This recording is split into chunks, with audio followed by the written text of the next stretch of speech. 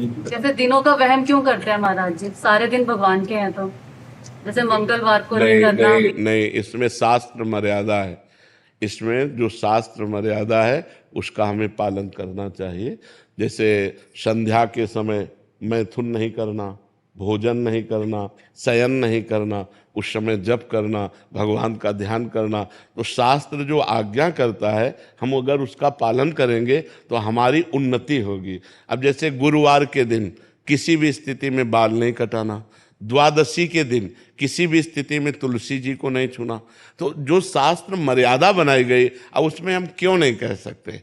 क्योंकि ये ब्रह्म ऋषियों के द्वारा बनाई हुई मर्यादा है। बुधवार को और शुक्रवार को आप बाल कटवा सकते हैं, लेकिन अन्य दिनों में कटवाने से आपके पुण्य क्षय होंगे।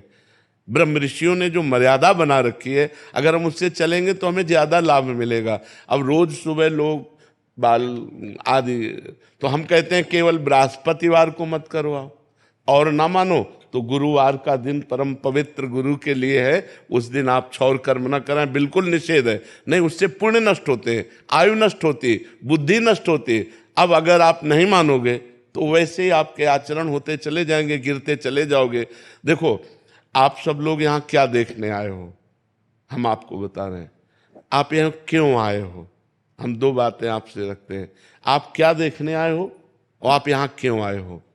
तो आप यहाँ देखने आए हो साधुता, भगवान के भक्त का दर्शन जो शास्त्र के अनुसार चलता है। आप आए हो अध्यात्म को पाने के लिए, आप आए हो सुख शांति के लिए। आए हो कि नहीं?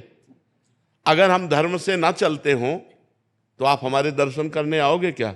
हम भी तो एक मनुष्य हैं, हम भी तो आप जैसे ही हैं। अगर हमारे अंदर अध्यात्म ना हो तो आप क्या सुनने आए हो?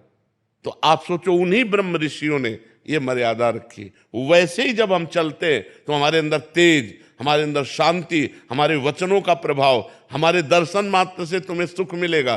तो क्या वो आप नहीं बन सकते? आप विचार करो। तो जो शास्त्रों में लिखा है उस पे हम क्यों में नहीं लगाते, उसका हम आचरण करते हैं। जैसे डॉक्टर कहता है कि आपको ये नहीं खाना, ये नहीं खाना, ये नहीं, तो हम उनसे क्यों बोलते हैं क्या? दही नहीं खाना। अरे भाई, दही तो बहुत अच्छी चीज है, क्यों नहीं खाना? क्योंकि तुम्हारा रोग बढ़ जाएगा।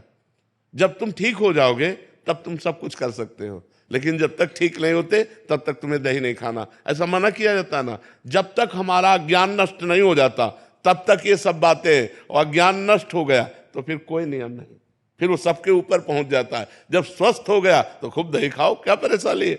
जब आप आत्मा स्वरूप में स्थित हो गए, देह भाव खत्म हो गया, तो बार बने या बना रखा रहे, क्या फर्क पड़ता है? तो हम अभी देहाभिमानी हैं, देह भाव से चलते हैं। तो हमें शास्त्र के नियमों का पालन करना। जो आज शास्त्र के नियमों का पालन नहीं करते हैं तो गिरते चले जाते हैं। अब ये शास्त्र आज्ञा करता है, जिस दिन से गर्भ आ जाए उस दिन से माता पिता को ब्रह्मचर्य रहना चाहिए।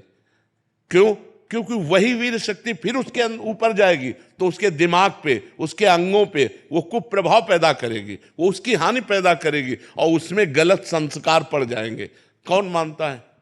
शास्त्र जो आज्ञा करता है अगर उसके अनुसार चलो तो आज सब सुखी हो जाएं। पर शास्त्र की आज्ञा का कहाँ पालन हो रहा है? बोले प्रातः काल उठना चाहिए, ब्रह्म मुहूर्त में उठ करके गुरुजनों माता पिता के चरण छूने चाहिए। कौन मान रहा है? प्रातः काल उठ के रघुनाथा, मात पिता गुरु नावै माथा, मातृदेवो भव पितृदेवो भव अतिथि देवो भव। कहाँ गया? पहले लिखा होता था घरों में बड़े अक्षरों में अतिथि देवो भव, अब लिखा होता कुत्ते से सावधान, नहीं लिखा होता। तो हमारे जो शास्त्र कहते हैं उस पे हम क्यों लगाने का अधिकार नहीं करते? हम उनका पालन करते हैं। क्यों लगाने का मतलब है संशय करना, और पालन करने का मतलब श्रद्धा करना। और श्रद्धावान लभते ज्ञानम, श्रद्धावान ही ज्ञान को प्राप्त होता है, श्रद्धावान ही आनंद को प्राप्त होता है, श्रद्धावान ही परम शांति को प्राप्त होता है। इसलिए हमें लगता है शास्त्रों की आज्ञा का पालन किया जाए, ना कि उसमें क्यों रखा जाए। बस समझना है, हर भाव को समझना है। शास्त्र मर्यादा है। जैसे देखो, कहते हैं हम सब एक हैं, हम भी कहते हैं सब एक हैं। अब एक पिता के दो पुत्र हैं, एक बड़ा एक छोटा है। अब छोटा वाला बड़े के पैर छूता है, छूता है ना। अब ये मर्यादा है, शास्त्र मर्यादा है। तो देखो कितना अच्छा लगता है अगर छोटा वाला अकड़ के कर दे कि जिस बाप से तुम पैदा उसी बाप से हम पैदा हैं, क्या कमी है जो हम तुम्हारे पैर छुए? उद्दंडता कही जाएगी कि नहीं कही जाएगी? और जब भैया कह के पैर छूता है तो हाथ, तो ये जो हमारी एक मर्यादा बनी हुई है, जो हमारे शास्त्र आज्ञा बनी हुई है, उसका पालन करने से हमें आनंद मिलता है, हमें शांति मिलती है, हमारी उन्नति होती है। और जब हम शास्त्र की आज्ञा का उल्लंघन करते हैं तो अशांति होती है, क्लेश होता है और हम अवनति को प्राप्त होते हैं। इसलिए हमें लगता है जो शास्त्रों में लिखा है उसका अक्षरशः पालन करना चाहिए।